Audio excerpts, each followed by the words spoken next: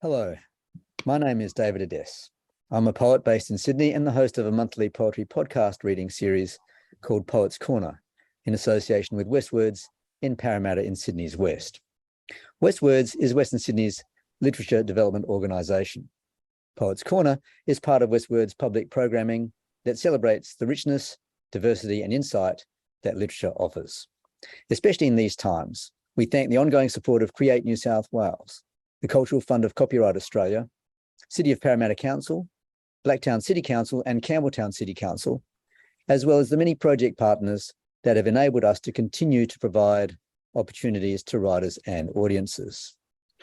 We hope that this new world will see us sharing and a closeness of spirit. Each month I invite a poet to read poems and talk about them for an hour or so around a theme of the poet's choice. Our guest poet today is Diane Fahey, who will read poems and talk on the theme of poetry as a pathway toward healing. But first, the usual acknowledgement of country. I'm recording this from Beecroft in Sydney. Diane is recording from the Bellarine Peninsula in Victoria. I would like to pay my respects to and acknowledge the elders past, present and emerging of the Wallamita people, the traditional custodians of the land in Beecroft, and of the Wadawurrung people, the traditional custodians of the land in the Bellarine Peninsula, and to acknowledge also that they are the sovereign owners of their land, which has never been ceded or given up. Diane Fahey's poetry features both distinctively Australian and European settings and preoccupations, with an increasing focus on Ireland.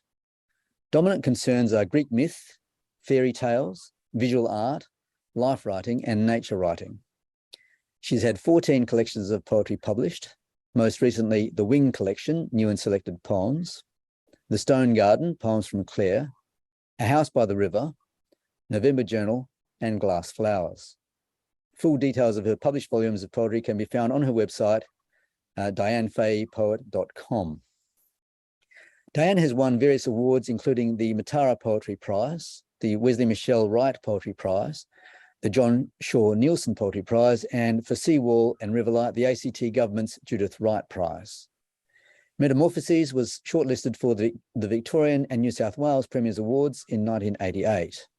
Mayflies in Amber was shortlisted for the John Bray Poetry Award at the Adelaide Festival of Arts in 1994, and the Wing Collection in 2012. Listening to a Far Sea was shortlisted in the Age Book of the Year Awards in 1998. The Stone Garden, Poems from Clare, was shortlisted for the Kenneth Slessor Poetry Prize of the 2014 New South Wales Premier's Literary Awards.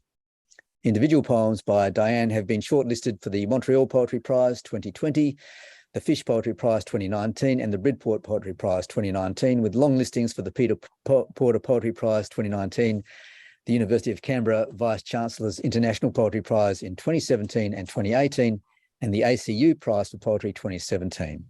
She holds a PhD in creative writing from UWS titled Places and Spaces of the Writing Life. Since 1987, Diane has received from the Literature Board of the Australia Council 3 one-year Writers' Fellowships, a Writers' Project Grant, a 3-year New Work Grant, and in 2014, a 1-year New Work Grant to support the writing of a poetry collection set on the west coast of Ireland. She has also received 2 Writers' Grants from the South Australian Government and 3 Writers' Grants from the Victorian Government. She has been awarded and undertaken residencies in Venice and at the Hawthornden Castle International Writers' Centre in Scotland, the Tyrone Guthrie Centre and Childrieleg, don't know how to pronounce that, in Ireland, and Varuna and Bundanon in Australia. In 2013, she was selected for Australian Poetry's International Poetry Tour of Ireland. Diane's poetry has been represented in many literary journals, as you would expect with that biography, in Australia and international, and in over 70 anthologies. She lives on Wadawurrung country in a bayside town on the Bellarine Peninsula, Victoria. Hi, Diane, after that, and welcome to Poets Corner. Hello, David. Thank you. So I was just going to start. You published 14 collections of poetry, but your focus today will be just from your latest book, Glass Flowers. Mm-hmm. Did you want to say a little bit about the book and where it sits in your oeuvre? Sure, yes. It contains one section that's basically on nature poetry or themes to do with nature, one that's mainly on ekphrastic poetry, that is poems based on art. And there's a final sequence called A Death in the City that I will be reading part of too today, that is about the death of a Sri Lankan, well, a Tamil Sri Lankan asylum seeker in Australia.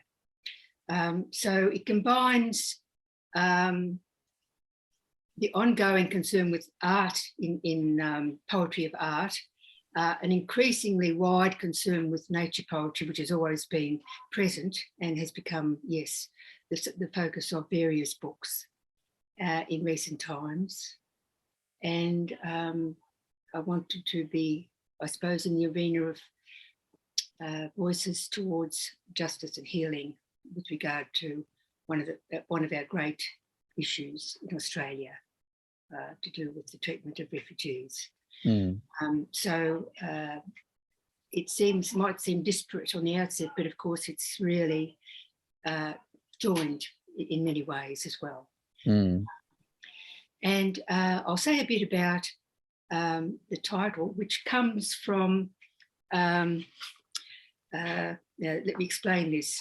There's a wonderful exhibition at the Harvard Museum of Natural History based on models of glass flowers and plants created by a Czechoslovakian couple of people, the Blaschkas, father and son, who were glassmakers, and they created models mainly for teaching purposes at the time, but they were creations of great beauty. So they were collected at Harvard, and I've seen them myself there, but it happened that Dina Khan, the Melbourne artist, visited there and made them the subject. It's ongoing, subject of a wide series of paintings.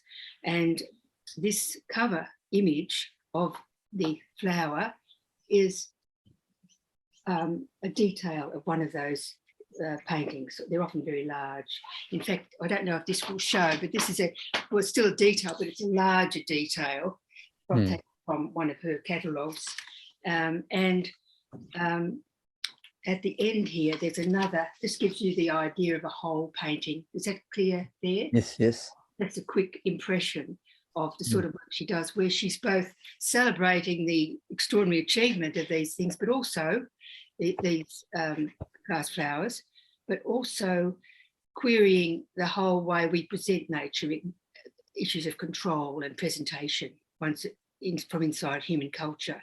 So she's got all sorts of angles on these glass cases and different ways of approaching them that defamiliarises them and so forth. And so it's both those things there, the celebration and the questioning. So I was very beguiled by the paintings and wrote a series about them. And I've got one short poem from that sequence, which I'll read, that will perhaps explain some of my interest in them. And I was fascinated, of course, by the idea of the glass and the translucency and all the different ways it holds light and affects light and colour. And so this one short section goes, each unfurled bloom, each bud enshrines a Janus truth. Sepals, curlicues of varnished air, wear and witness flux, never-ending illusion, stay in thrall to stillness. And the long stems, seemingly lit from within, they too know the touch of sky shine, the quixotic life of clouds. Let's call it the provisional sublime. So that's an example of that particular interest in the whole way the title of the book came into being. Yes. I just wanted to go back to your theme a little bit. Poetry is a pathway to healing. Is that something that you think has been present in all of your work, or is it something that is perhaps becoming more manifest now as things seem to be getting more grim? Yeah. Well, obviously it's taking a new forms as we meet new challenges. But I would say that, and I've written about this in various places, that coming to poetry in my late 20s as a poet, starting my poetic journey, that was very much a response to emerging slowly from a long depressive illness of many years. And so I was always interested, the focus of poetry was always on healing and integrating. I saw that poetry could be so many things, and obviously some poetry deliberately fragments for various reasons. But in my own case, I wanted to experience poetry as an integration, that each small poem could be an act of integration, something understood or experienced that's brought together in a certain way. And so that's been an abiding concern. But now I'm feeling that, yes, on a collective level, we have so many more pressures and challenges. And so that has entered into the nature poetry particularly. So I'll be reading some which reflect that issue. Yeah, I was going to ask that as my next question. How do the poems in this book relate to the theme? Yes. Well, mainly that first section, but and again, the last section is really to do with social justice in that area as well. Yeah. So clearly, if you were sort of looking at healing from your own experience, it has a very sort of personal aspect for you. I know that poets sometimes write poetry for catharsis or for self-therapy and to try and make sense of the complexities of life. What is it about poetry that can make it a pathway to healing? I think there's poetic form, which, as I say, can be many things, and often poets have a reason for wanting to fragment or just sort of estrange things. But traditionally, poetry was about a form that was a container. I think, obviously, there are times when one does one and times to the other, but it's a container. It's a form. Well, form can be a container, and it can work. It can create a process of engagement with experience where you're working through different issues and challenges. Through, in my case, I am very image oriented, but of course that's again through all poetry. And even a single image can be transformative, as we experience when we look at Shakespeare's plays. Some constellations, the images are so powerful, they unlock so many meanings. At the same time, they are transformative. And so we're always, I guess, aspiring to create constellations of meaning that the reader can enter into and find something there that can help open the awareness and integrate some aspect of life or self or whatever. And that's one of the main reasons we read poetry, I guess. Yes, certainly for me. Yeah. All right, well, let's hear one.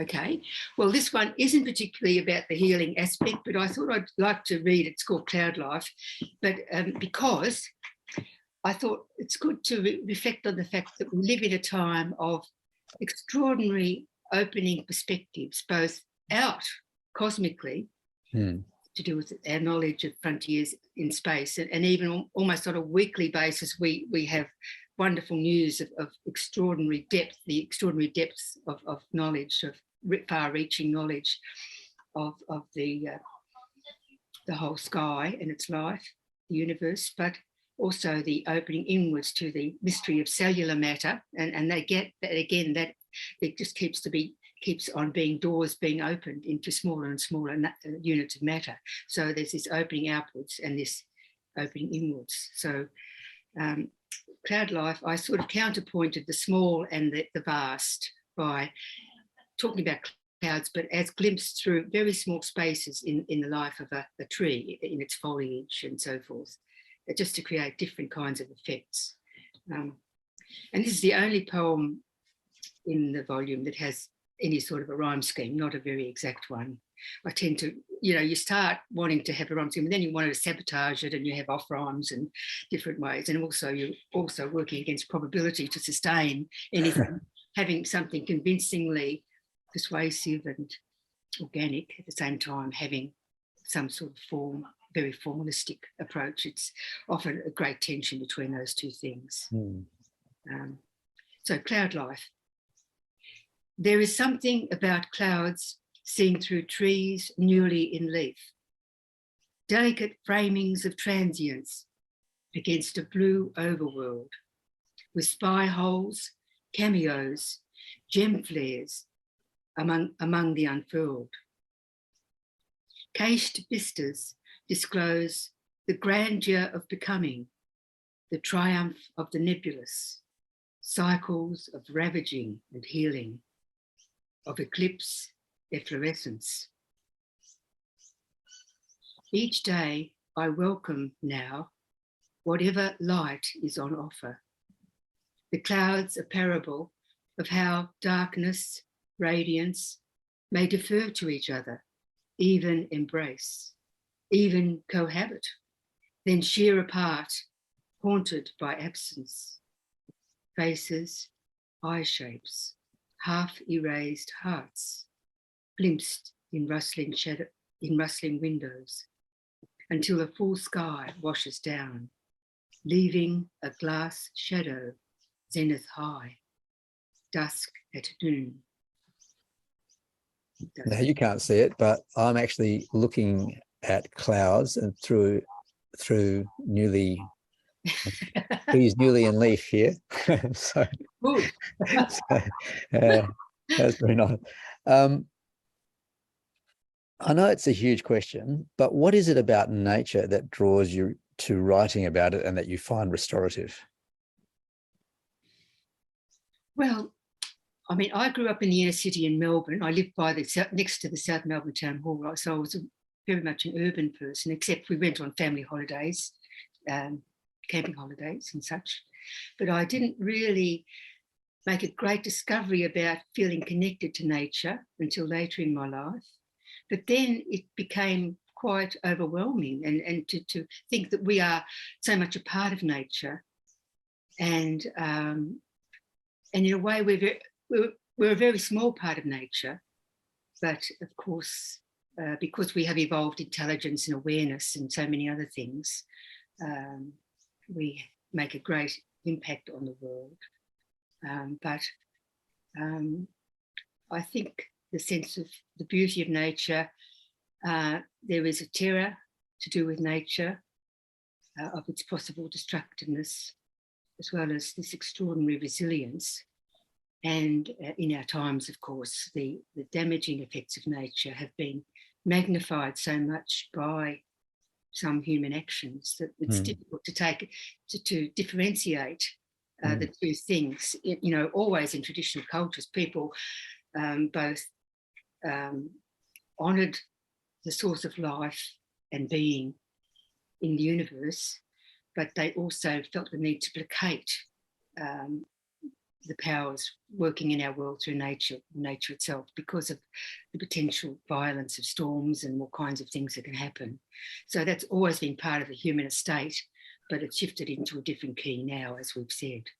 I mean, I wonder whether those of us that have urban lives are increasingly disconnected from nature and maybe need to be reminded of its, I think so, very much. That's right. And also with spirituality, people on spiritual paths, or for whom some form of spirituality is important, I think nature becomes very important in that setting too, because my view is, I mean, again, I say we're very small in relation to the whole, but each person is a unique person, capable of extraordinary creativity and wisdom and all kinds of healing actions. And so we're both very small and we're part of this vast, unimaginable whole.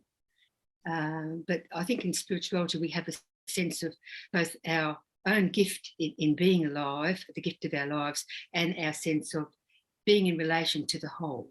And I think that's pretty much a theme in most spiritual approaches that I've looked at. So this poem is partly about cloud life as closely observed and partly about the life of the observer. And you shift and you mentioned that at the beginning, you shift in the poem from an uncontained perspective, yes, albeit glimpsed in a piecemeal way, yes, to an individual perspective from the vast to the small. yes. Did you have a particular objective in making that shift in the poem? I sort of amplified the imaginative ambit of the poem, so to speak. That sounds rather a pompous way of putting it, but I wanted to play in some aspects of the human condition. So I mentioned, I sort of had a quite fairly playful way of talking about how clouds confuse with each other and comparing that to some extent with what happens in some human relationships. But I also used it as an image of loss and suffering. I've got faces, eye shapes, half erased hearts, glimpsed in rustling shadows. So there's a sense of the poignancy of the human drama as well. So it's like turning a crystal. You're looking at different aspects and playing them into the scene. And if you can get away with it. Yeah, well, it's good if you can get away with it. Why not? You mentioned, and I'm wanting to know a little bit more about what you were meaning by cycles of ravaging and healing. Well, again, I refer particularly to Buddhism because I've looked into Buddhism over the decades. I don't call myself a Buddhist, but I've learned a great deal and found it very inspiring. And the Buddhists would say there are 10,000 joys, 10,000 sorrows, that life is joy and sorrow. And again, many great spiritual traditions will emphasize that, and that this is the way it is. There's a great, wonderful Buddhist cartoon of two Buddhist monks sitting on the ground, and one says to the other, "This is it." And that's the basis. You're saying, this is it now, this is here now. So this is the way it is. So there was that acceptance of the fact of suffering as well as joy and love and creativity. And then there's destructiveness that's in some humans as well within ourselves, and so there was that journey to taking account of both those aspects of accepting the reality of sorrow as well as hope, of joy and happiness. And the Buddhist, of course, path mainly comes down with emphasising a lot of, putting a lot of emphasis on acceptance and being open to life. So that's a very attractive approach to my way of thinking. So these cycles that, they'll say, okay, this is dukkha. You feel, you never feel, often you don't feel quite right. It mightn't even be suffering, it's just discontent. You want to feel better, you want to feel okay, and you don't. Or sometimes you do feel okay, but then it goes. And so the Buddhists are really good on explaining how one thing flows into another, and it's always change. So that it's like shuttling between opposites, I suppose, in a way. Wonderful. Can we have another poem, please? Yes. Now, I went to Unearthly next because, again, I suppose this connects back with what I was saying of getting the large perspectives and looking down. But it's it's a poem about shadows, but it's about cloud shadows. First of all, a scene from an aeroplane where if you've been in a plane, anyone who's been in a plane will be able to look down and see the clouds shadowing each other, and then various things on the earth and the sea. And so I wanted to get those. And so,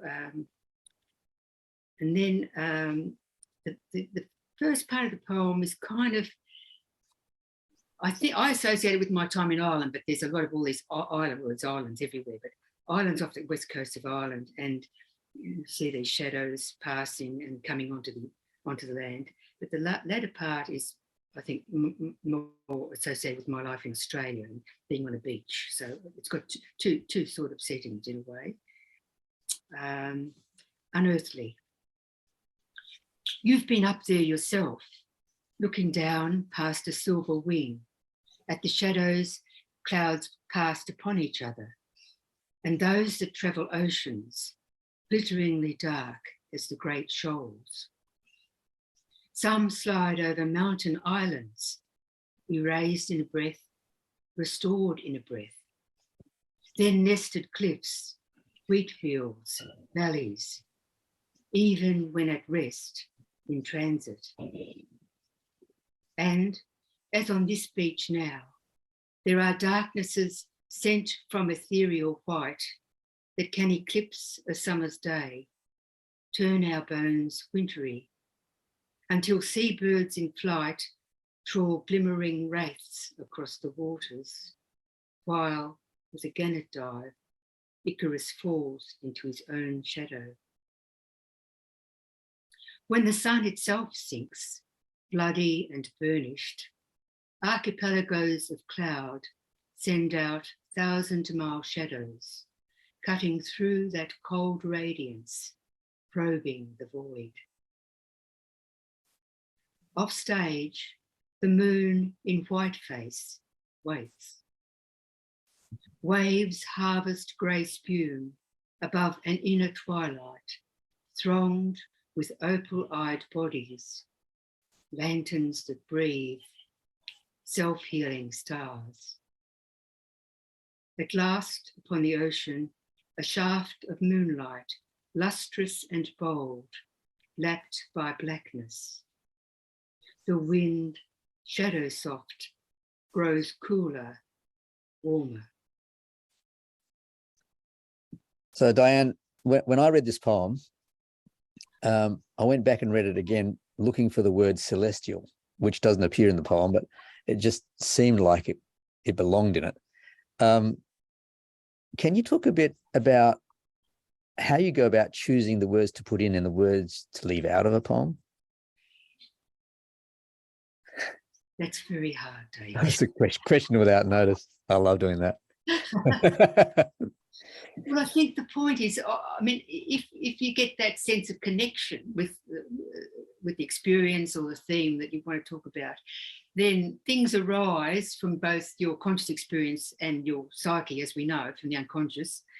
And that creates a process, and the words seem to, well, they can arise, they can come to you. Sometimes you spend a long time editing to recast things till it feels right. And then you try out all kinds of things. Sometimes when I've got a difficult poem and I might be getting to the end of the editing process, but there are bits in it that I can't, and I will make a change, say on one stanza, and then I get up the next morning and something shifted and I might have a different idea about it, and that might be the solution, it might not. I might have to go on doing that. And so it's allowing that inner process to work, to suggest what the word might be or the image might be. It's that need of that poem.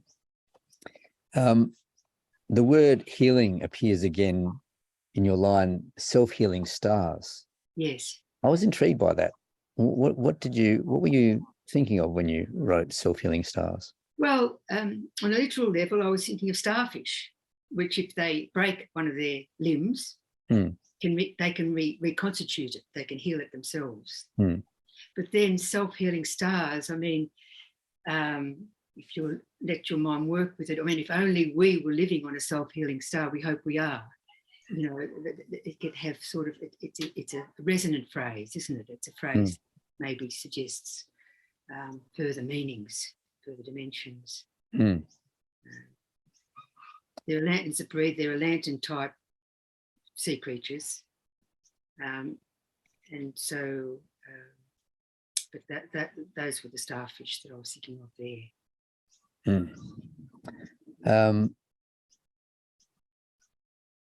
It's easy, I think, for us to be cowed by our insignificance in the cosmos. Are you suggesting that there is something in the vastness around us that itself is healing or can be? I've never had that thought, David. That's a wonderful thought. Yes, it's a wonderful thought. I think we feel extraordinary awe, you know, and all the astronomers get amazingly excited and full of wonder when new discoveries are made. And I think it does suggest that there are just so many more possible things, possibilities, and that they can in turn open things to our understanding and imagination. So in that way, it does enhance us. It enhances the human possibilities, I think, to be aware of that kind of extraordinary phenomena of the cosmos, understand it. All right, next poem. The next poem is Late Spring Gardens, which it's got two settings that I ran together. Well, this poem I just read sort of in a relaxed sort of way, had two different settings, but this one started in the Geelong Botanical Gardens, which is a lovely little gardens, and then it ends up in my home where I've got a garden. And I've been listening to a lot of classical music. Well, more than ever, I've always loved classical music, but more than ever, listening to it every day, and it's very healing and uplifting. And that Bach comes into this poem, weaving through it. Late Spring Gardens. And there was a tree I saw at the gardens on one visit, and it was in a very bad way. It had been eaten by ticks, and so there was the main inner column, but a lot of the trunk had been eaten. But then, if you looked up, you still saw it had some canopy. It had these wonderful leaves and flowers, and there happened to be bees around them at the time. So again, I guess it goes back to our conversation about creativity and destruction or something. Life-giving things and things being destroyed. And it was a very powerful image. And I mean, I don't link my poem or this image of the tree with the world tree, but that is a very powerful image in mythology. I've got a whole book full of images of the world tree and world cosmology, containing the whole world, as well as being an image of a person growing and being entire and whole. So unfortunately, the tree has gone now. They told me that it couldn't be saved, which was pretty clear. But it was extraordinary to see that mixture of devastation and great creativity happening together. Late Spring Gardens. Rain falls on the Botanic Gardens, its commonwealth of leaves, almost unseen, but with force enough to be heard. Many sounds, one sound. On the Japanese barberry, its trunk half eaten by ticks, the bone of heartwood exposed, ant trails ascend through a long papery wound. High up, in wreaths around the boughs, yellow flowers like pollen magnified, and wreathing around them, the bees, creating as they work a bee voice, a sonorous descant on the rain. An atmosphere of harvest, of nurturance, of damage, carried on the air I breathe. Later at home, Bach will be waiting, and other composers of silence, of the movements of the soul, small or epochal, that would be traced, reenacted in closed rooms over centuries, and sometimes in the scented rooms of spring, from where sometimes bees could be heard and faint solacing rain. In my own garden, the semi-breves on the climbing rose will harbour daylight still. The bees soon to go home or fall asleep in flowers. Drifting out through the screen door, the cello suite will weave itself around the leaves, the washed pink roses, the sturdy trunks. Each step I take a springboard towards night, towards a new season of lightning seeded blazes,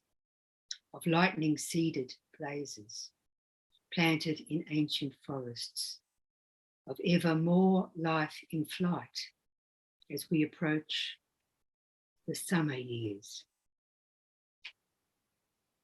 Hold to the days of grace, enter their brimming, humming air.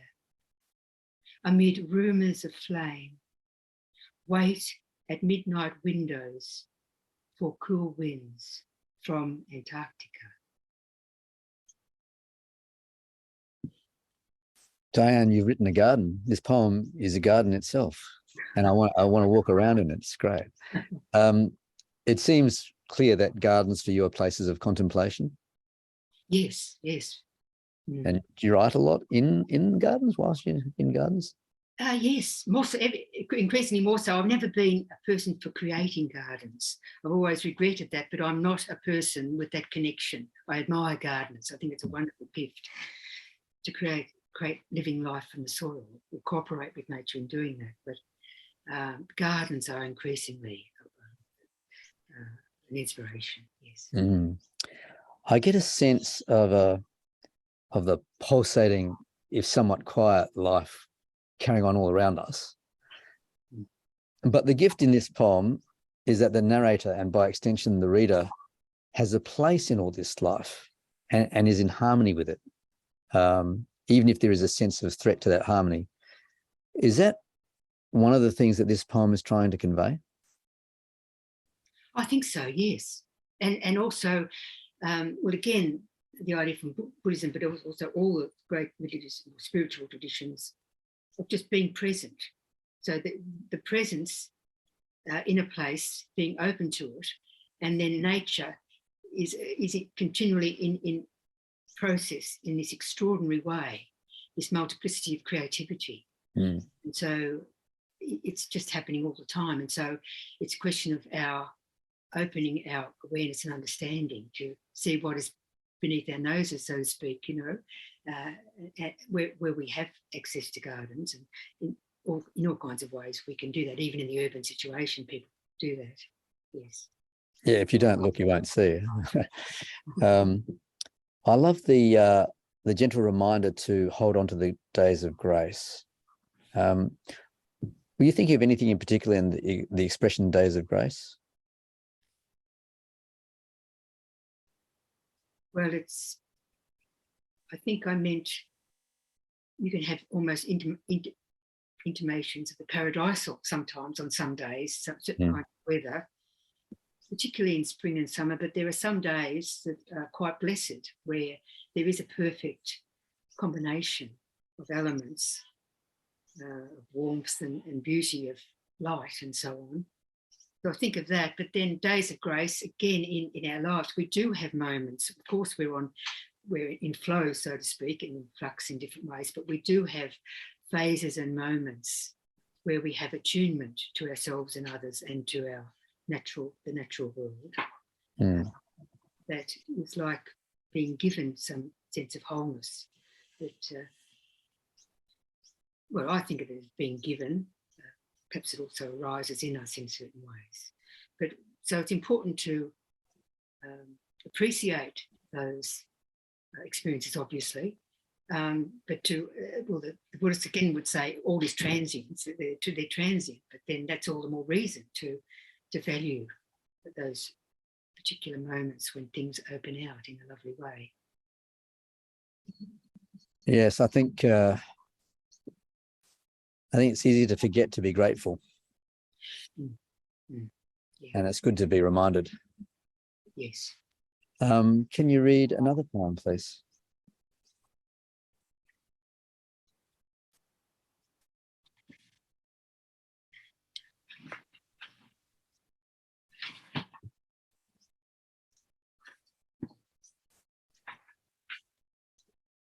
This one is called Garden Walk Daybreak.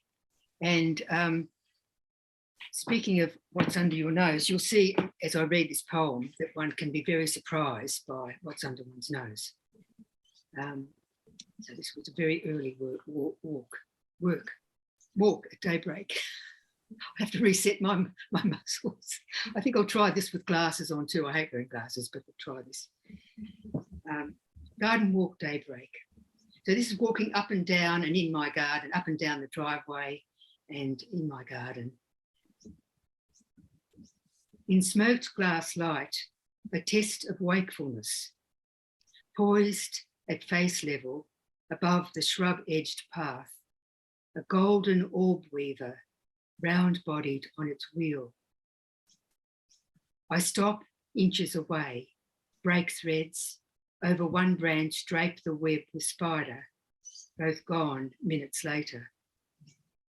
Back and forth between a garden gate, besotted with arcs of pink roses, and the front gate, its space for the unlatching hand and oculus.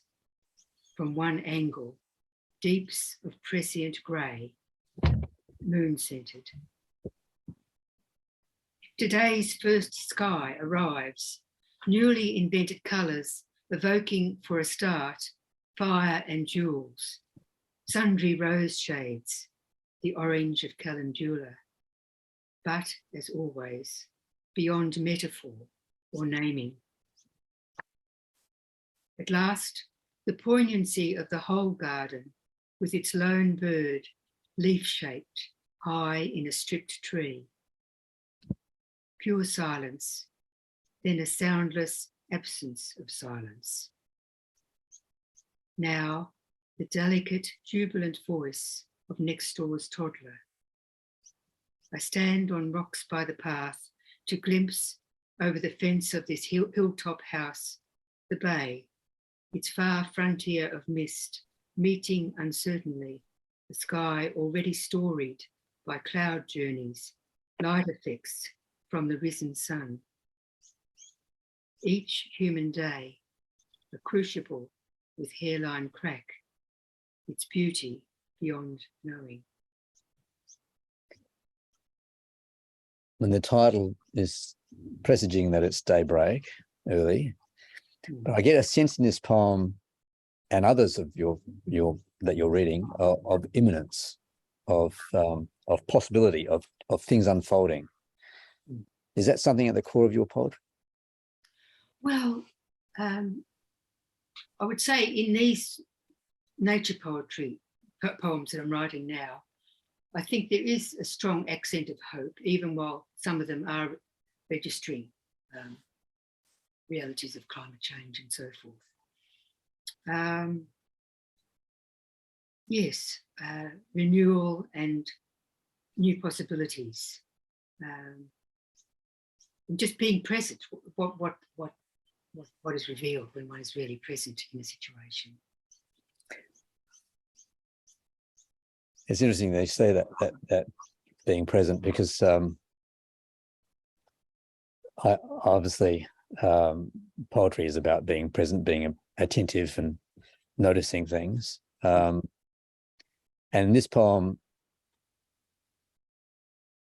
it's noticing that there is so much to notice, so much for us to see and appreciate. And it's, I guess it's sort of encouraging us to look. Is your objective in writing poems like this for you to look and to share that looking with your readers, or are you trying to alert your readers to something more? Well, I think it's both. I happen to be a very visually oriented person, so that shows in my poetry. So it's very visually focused, and so the honing in on detail, I think I'm consciously doing that. But I'm also exploring further perspectives as well, to just sort of, as at the end of the poem, I suppose, which steps back into a rather large statement, that each human day, a crucible with hairline crack, its beauty beyond knowing. Again, it's we're living in a flawed, damaged world. but the sense of beauty is, well, it's beyond us. It's everywhere, and yet it's beyond us. It's there. It's there. It's everywhere, and it's beyond us at the same time. So it's all there for us to encounter. My sense of it, you know. Part of a poet's craft is to use metaphor and to name things. In this poem, trying to describe the day's first sky, you write, but as always, beyond metaphor or naming. Can you expand a bit on what you mean by that?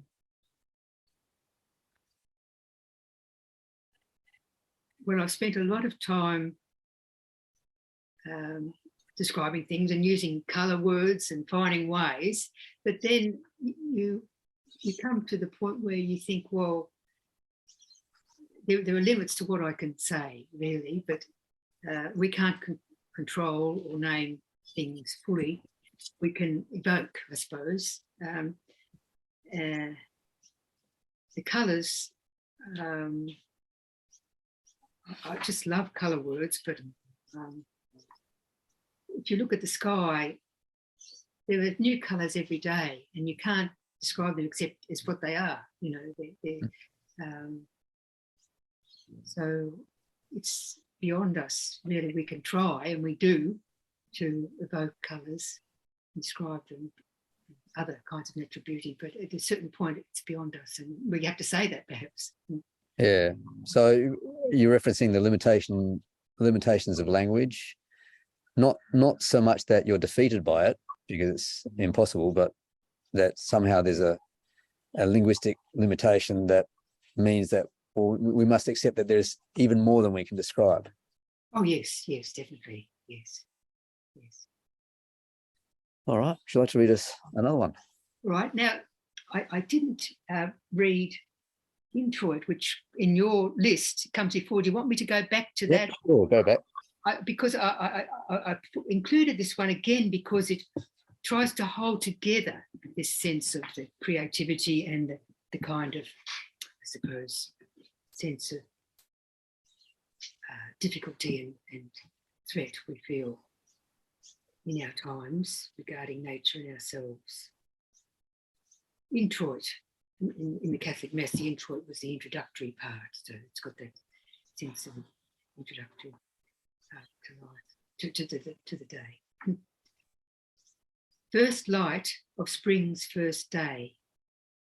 On the sliding glass doors of my blue house, colours garnered, it seems, from endless orchards of pomegranates, tangerines. The wind blows as if it means to be felt, to be heard, veers every which way, all edge, all flow, riddles and riffles the winter-honed leaves. What messages are hidden in the balm of this wild wind that might deliver us from ourselves and to ourselves in times such as these? So much of Earth's life at the mercy of drought, fire, ice melt, of plagues ancient or new. In times such as these, when it can seem we don't know who we are or where we are going.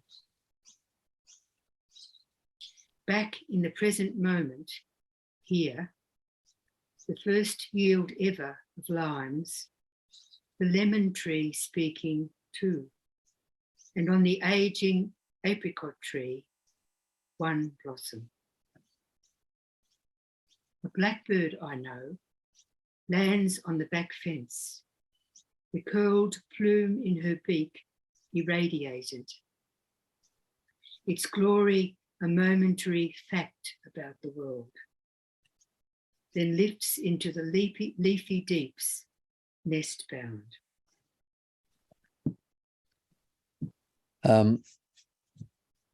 I just love it. I'm glad you explained the title because I didn't know what it meant. This poem engages the senses, as a lot of your poetry does. You feel and hear the wind, hear the lemon tree's speech, see the blackbird. A lot of poetry not just yours, but a lot of poetry generally, is visual and imagistic. Mm. But I'm wondering, how important are the other senses to your poetry? Well, I think increasingly hearing is becoming very important. It never has been much, really, but because of the music, introducing music into the poem that I read just before Late Spring Gardens, I think I'll do that more.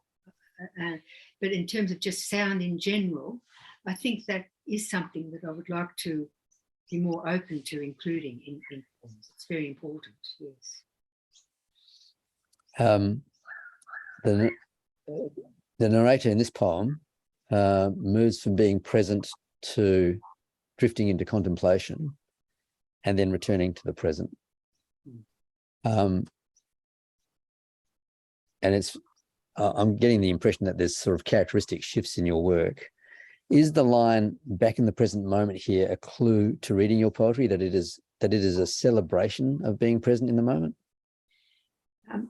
Yes, I think I've tried to make it more so. The more I've become aware of that dimension and become more contemplative in my own way, has. And so this poem very much illustrates the conversation we were having just before it, really, both holding together the kind of great challenges and threats that we face, and realising that this extraordinary world that we're in is constantly revealing itself and offering itself to us, and its great creativity and beauty, and it's just all there. And to be anchored in the moment and to be open is a way of being able to respond to that. Engage Yes. with the world. Sound advice, if we could only do it. Of course. All right, would you like to read us another one? Now this one, 32, I've got a little dedication with this one because I've got this wonderful friend, John, who's from Ireland. He's in his 90s, and he looked after my garden for 10 years out of pure love. He's been a gardener in his life. He's now retired. And he and his wife, Ellen, have been wonderful friends. So I'd like to dedicate this poem to John and Ellen. And so John comes into this poem. The Unquiet Garden. A storm-wrenched tree, clothed in electric gold, divides the garden. Quick, dark presences hop lustily around it, stalk through undergrowth, like shadow thoughts glimpsed at the mind's edge, as I sit within the tensile silence of this room, my gaze opening to admit surprise, elusiveness. When John, my Irish friend, comes to tend the garden, as one walks by so close, he imagines, half believes, it might somehow carry the spirit of his dead brother. A lovely thought, I say. He must be very old, says John, now in his 90s. And we watch our shared familiar, his eyes unwarily taking account of us as he skirts the space where we work. On the garden fence outside my kitchen, he seems to be looking in at me while seeming not to. He knows, I know, he knows I'm here. Up on the apricot tree, another kind of looking, then silver palaces in the air, a living silhouette, not knowing how many songs are yet to be sung, his feet planted among the unleashed delicacy of day-old blossom. So, Diane, I've not read many of your other books. I've read this one. I'm familiar with some of your very, very, very early poetry. From this book, it seems that your poems sometimes home in on stillness and silence. This poem notes the tensile silence of this room and then shifts to the bustling brimming life around us. I feel as if, you can correct me if I'm wrong, you are always bringing your readers in, that your poems are open-armed, inclusive, welcoming, saying, have a look around with me. Is that a fair comment? Well, these poems certainly are. And I've gone to all kinds of places in my poetry in the past, including myth and fairy tale, where actually you're, in a sense, myth is a sort of working at a distance, but it's a distance that creates depth. It's a condition of depth, but you don't have that openness and closeness on a personal level. It's keying into a different level. These poems are certainly immediate and open. Yes, for sure. To me, this poem exemplifies the awareness in your poems that everything is connected. Birds, animals, nature, song, music, clouds, neighbours.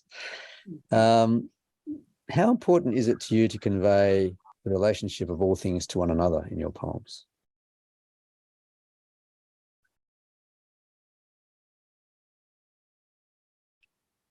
Well, I think that is the way I understand life. Again, just referring to Buddhism, the idea of interdependence, isn't it? That we're all of life is beholden to each other, so to speak. And that's a very beautiful idea. And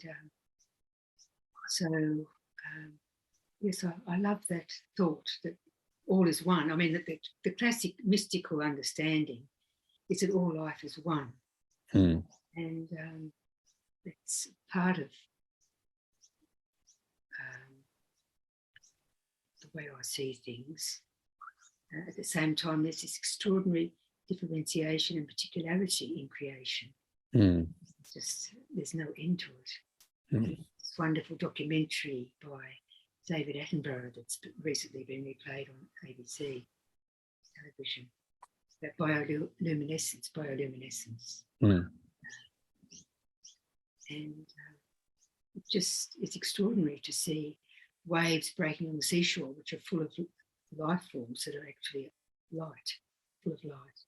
And I've become infatuated with bioluminescence recently, but there are many life forms in the very deepest reaches of the sea that have light, create their own light, as well as, of course, glowworms, the wonderful images of glowworms. So there's always something that just, again, to use the word, just opens up the sense of what life is, really. Your poems often shift from the general to the particular, or from the natural to the human, from one perspective to another. I think you've mentioned that, changes of perspective are important for you. Is that something that happens intuitively when you write, or is it something that you're actually working on making happen? I don't think I have a conscious intention in that way. I think it just is part of the process. Once I start developing the poem, it might go in all sorts of different directions, but it seems to just evolve in a way that involves both my inner world, my own world, and the wider world and other people in the world of nature. So I think that can happen in all kinds of ways.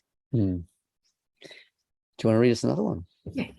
Now, this is a slight contrast to being in my garden. I live in Clifton Springs, which is on one side of the Bellarine Peninsula, which comes out of Geelong. And I now live on a part in Clifton Springs that is basically facing Port Phillip Bay. It's on Port Phillip Bay, and I can see Melbourne in the distance. But I did live previously in Bowen Heads, which is on the other side of the peninsula, and that faces Bass Strait. It's on an ocean beach and it faces Bass Strait. And I lived in Bowen Heads with my mother for 6 years, in the last 6 years of her life. And I'll just show you the book I wrote about that, if I may. I'll just hold that up. I hold it up because it's mentioned in this poem. It's called A House by the River. So that's this book is about that time with my mother. And set at Bowen Heads. And this other book is also set at Bowen Heads, called Seawall and River Light. As it happens, that's an earlier book. They're all in sonnets, as it happens too. Anyway, I was wanting to revisit Bowen Heads after I'd left on the anniversary of my mother's death. And this poem came out of that. Anniversary visit at Bowen Heads. I've driven across the peninsula with a clasp of lavender, daphne, red salvia to throw onto the river, a fling of gratitude, as it were, for the years spent here with my mother, and now the book written in her memory. The flowered stems are on the waves, slate and moonstone, heading seaward. From the jetty, I glimpse a diamond shape, riding, massaging the current, its wings undulating like some wonderful form of thought.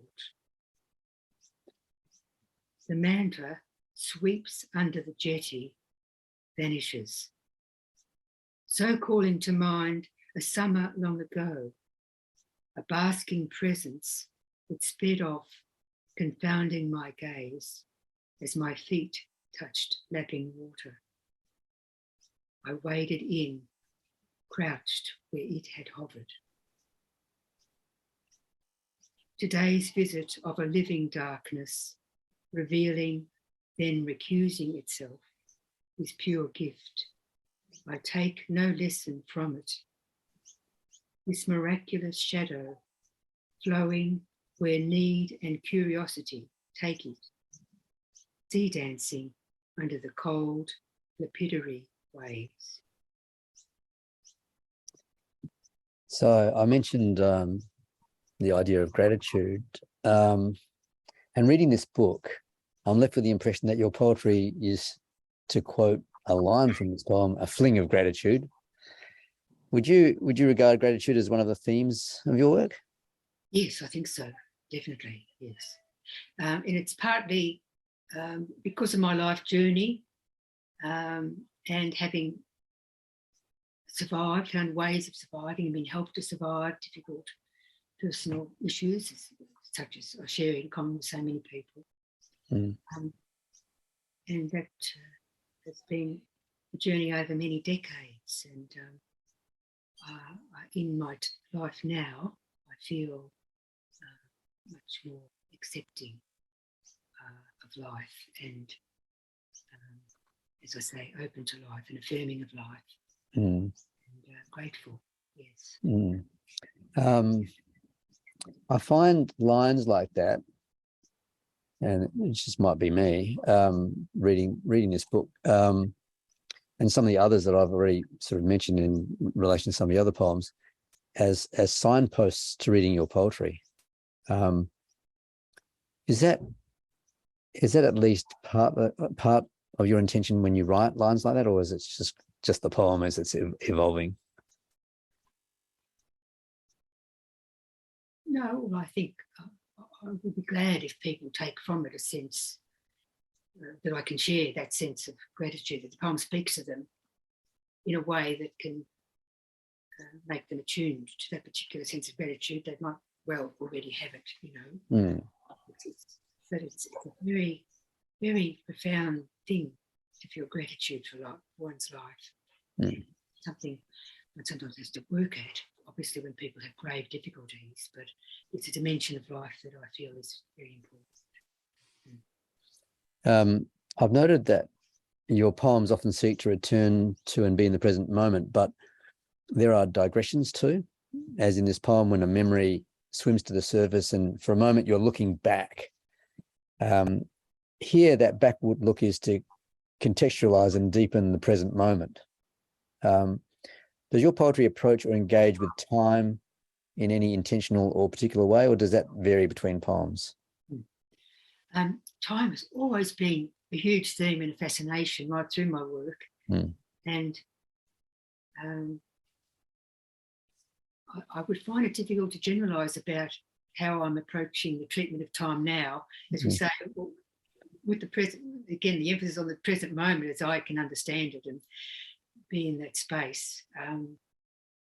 Perhaps that can gradually transform the sense of the past.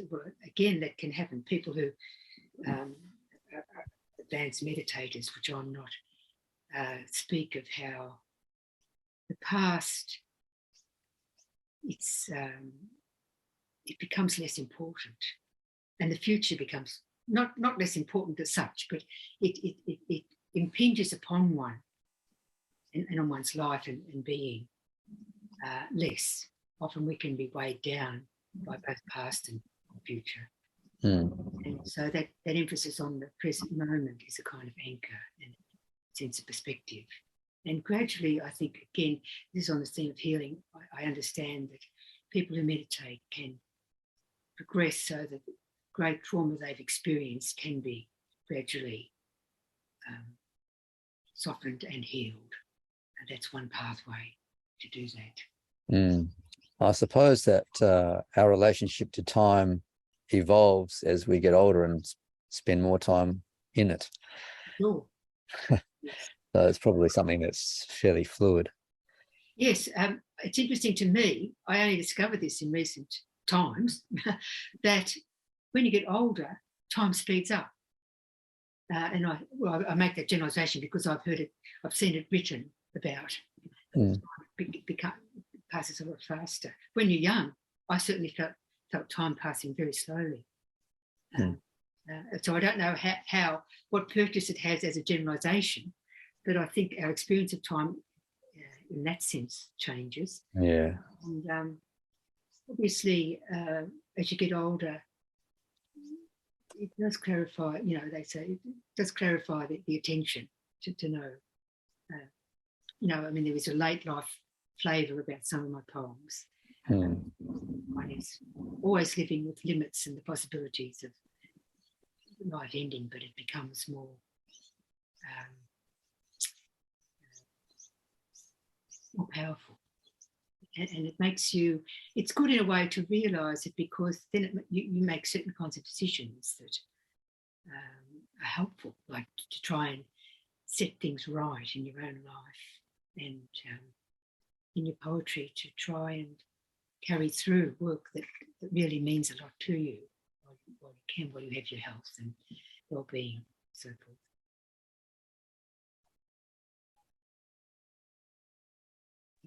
Sorry, I just had to mute myself there. There's some awful noise in the background. All right, can we get on to the next poem? Now, I think... or part of the next poem. Yes. Now, how are you feeling about the time element, David? Because this is... just do it as you plan to do it. All right, good. Well, so I'm going to this last poem, A Death in Winter, a long sequence. I'll read part of it. In memory of Leo Simampele, who died on June the 1st, 2014. So I only heard of Leo's death. I never knew him, and I heard of his death on the day that he died. And I gradually came to know a bit about him, and I attended vigils and the mass of the funeral mass and various other events around Geelong to do with people in his situation, which he was a Tamil, Sri Lankan Tamil, and he was a lovely person who had been through terrible things. And in the early part of my poem, I give a background of those journeys of being beaten and tortured in Sri Lanka, being badly treated in India, where his parents went to live in a camp when he was 6. And then when he came to Australia, when he's around about I don't know, he might have been around 20, I don't know. He stopped off there was a stop-off in Sumatra where he was beaten and abused. So he was deeply affected by this, but he felt hope in Australia. He was at one point he wanted to become a Catholic priest. So he was, most Tamil people are Hindus, but some of them are also Christians. So, and I'll start off reading. So he was on a temporary visa with work rights, which sounds very positive, but in fact, there is a total uncertainty about this situation that weighs very heavily on people in the Tamil community and other people who have experienced torture and mistreatment in their own country, their country of origin. The idea of being sent back becomes another form of torture. So that was part of Leo's situation. Now,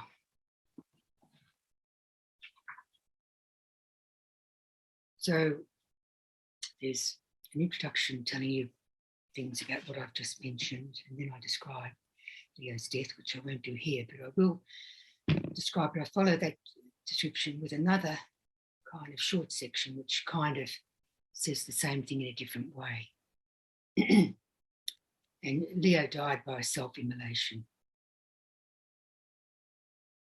A man casts off and rows across a lake of fire in the small boat of his body. Because he feels, because everything he knows now tells him that he can do no other. This last act of torture that will end all torture. Next section. How can I venture to speak of such things? I step back now, insist that I do not know what Leo's sufferings might have been like. I can only create for myself, for others, a space for imagining. And I'll just interrupt here to say this is very important to me to make clear the ground on which I stand in venturing to speak of these things and to try and understand a person's life. Now, the next section isn't in your script there, but I decided that I would like to read it. It's not very long, David, because it relates to our present. The situation now is still very much the same for a lot of refugees in Australia. And I read it for that reason, and because it brings up this insight or perspective of someone from England, a Buddhist friend, wrote to me, and she's talking about the inner process by which we try to deal with and respond to these situations. There is, of course, the people who are heroically engaged and active in supporting rights of the human rights of refugees. And in fact, this is not an either-or situation. To me, it's a continuum to have that both inner process of paying deep attention, and that can often lead one into outer action, which was the case in my own writing of this poem. And this poem was written in 2014, this section, which again was during the Iraq War as well. A friend rings from England of the terrifying mayhem that is now again Iraq. She says, when we can see no clear way forward, no way to offer help or hope, the way forward is to travel within and to dwell inside the cave of stillness. There will be found the peace we can offer. End of her words. But here now in Australia, new choices can be made, bad decisions reversed, so that the tortured, the persecuted will not be sent back to the hellholes, old ones, new ones, where persecutors hold sway.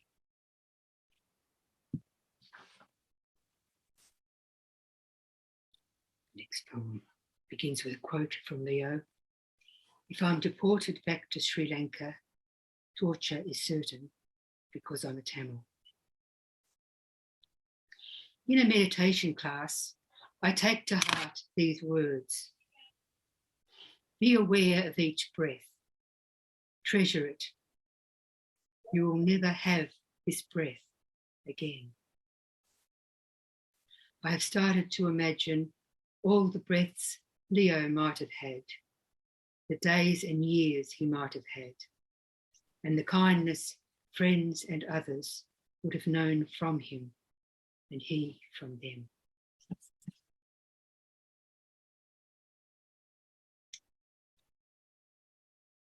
This information at the beginning of the poem, Leo had pinned to his wall a slip of paper that read, it is our light, not our darkness, that most frightens us. Leo, one of the light bearers, had reason, though, to fear the dark. After a friend gave him a night light to help him sleep, he told her it was like a shiny moon, always there inside his room.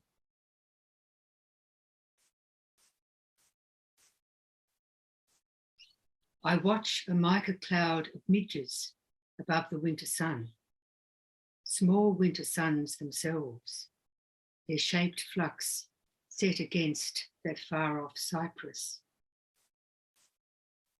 I think of sky-loving murmurations, of spaces within the mind, the heart, drawn tightly close, then flowing outwards, oceanic, within a split second. When I look up again, the clouds are seamed with chrysolite, no sun, the air blank. Information that during a stay in a mental hospital early in 2014 because of severe depression, Leo tried to hang himself with a towel. Who exactly is ill here? Doctors sometimes forsake medical language to speak of heart murmurs, shadows on a lung. We live now with fear, its murmurs, its shadows, carried in the heart, the lungs. The fear of losing, even of sharing, the smallest part of what we possess. Some of us have plighted our trust with fear in the caves of the heart, the lungs, loving our fear. It is time to breathe freely, to feel. On the day I hear of Leo's death, I pass a tall maple, its star-like leaves, blood red and flame red, irradiated. Many leaves have fallen, many leaves still pattern the air. All will be gone by the solstice. Tree of fire, tree of blood.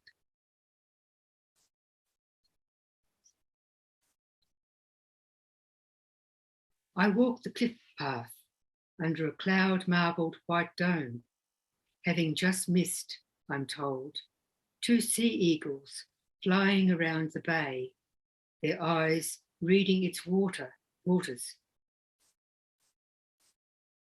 Back home, I listen to early choral music that has echoed inside cathedral domes, caves of light mixed with incense, each note a mica glint, ascending into the light beyond the light we see, a further light that presses back on us. We live sub specie aeternitatis, under the aspect of eternity.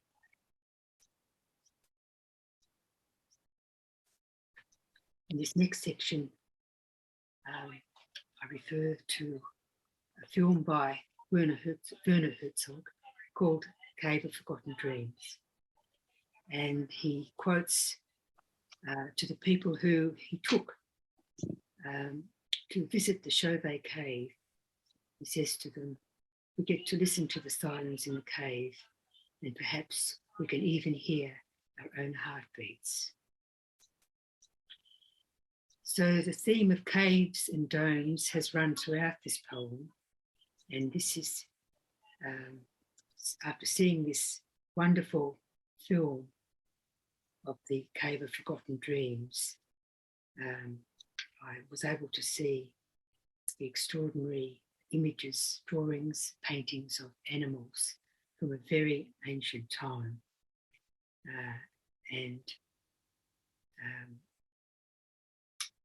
This poem is a meditation on that.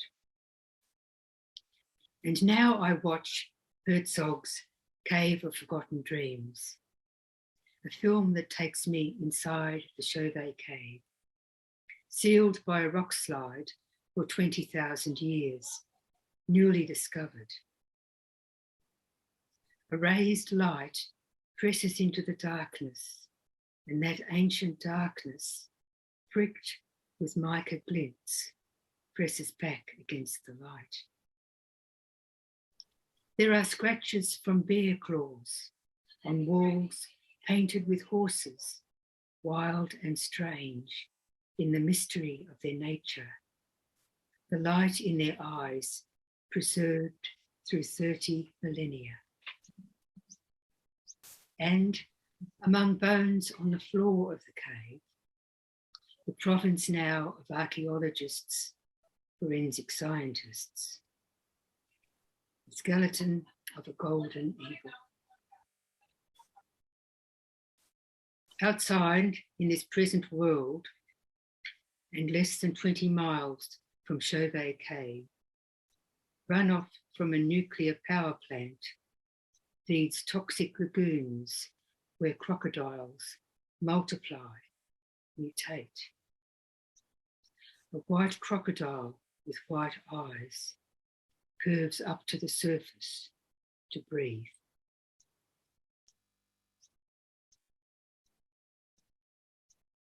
And this is a prayer. This is the last poem I'll read. Spirit of life, may you guard the afflicted, those who have suffered beyond reason, beyond imagining, those who fear certain persecution. May a haven be found for them somewhere this side of death.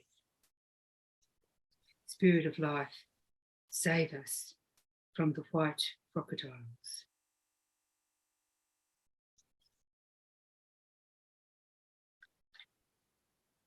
Well, that's not the end of the poem, David, and I don't want to end on that note because there is so much more that is positive and uplifting in what is in the final part of the poem, which I don't have time to read. But the last part does concern the Mass for Leo, and I didn't know it, but there were very, very many Tamil men at the front of the church, and I only realised when they came out, when they sang a hymn in Tamil, very, very many people singing a hymn in Tamil, and then they all streamed out at the end. And I was sitting beside a woman who'd come all the way from somewhere in Melbourne, somewhere like Moorabbin, or quite a huge long journey for her. She was elderly and had a damaged leg. And I offered to drive her to the station at the end. And she said to me, she said, no. She said, this is the very last part of the poem. She says, it'll be thinking time, she says, calmly passionate. There is a lot to think about. So that was kind of wonderful. It's a great way to end the book. There is a lot to think about, and there is a lot to think about in that poem and in this book. Can I ask you how you came to write that poem? I mean, we are often touched by events, but to go from being touched by an event to then writing a poem, you know, that is quite long and in many parts, how did that come about? I forget the actual, I think I just read about it in the local paper and just something connected. And then, so I looked things up online and found out about Leo. And I think I was reading about his death. that's how the poem starts. Mm. Then I just tried to learn about him and follow it up. And as I say, went out into the Geelong community in different gatherings and vigils for Leo, and learned a great deal about the way various people are helping people who are refugees and meeting various refugee people. Mm. I really liked the line in your poem about poetry creating a space for imagining. It seems to me that that's a sort of very central part of your poetic practice too, to use your poems to create a space for imagining. Yes, I hope so. Yes, I think so. Mm. I guess my last question in light of that last poem is, what do you think poetry can do in the face of the intolerable? Mm.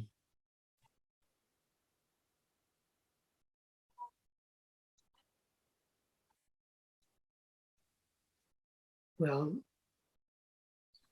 at one point in the poem which I read, I partly stepped back from feeling I could say anything at all, that I had the right to speak, but then I went forward because one person's witness, if you say where you're coming from and you're clear about your limitations and your goodwill, then you can speak. And the intolerable, yes, one response is silence, but if it's hopefully not a sparing silence, it might be the silence of just trying to stay with that experience, again, drawing on what I've learned from Buddhist approaches to just allow for the reality that one is aware of.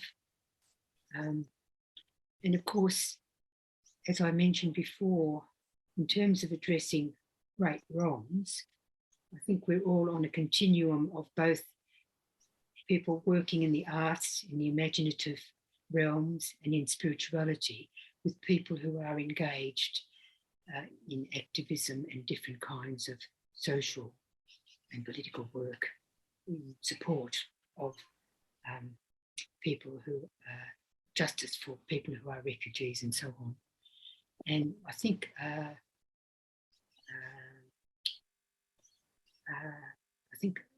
the creation of an open awareness can help us, motivate us, and help us to avoid falling into despair and powerlessness. I think they're the great enemies in a way.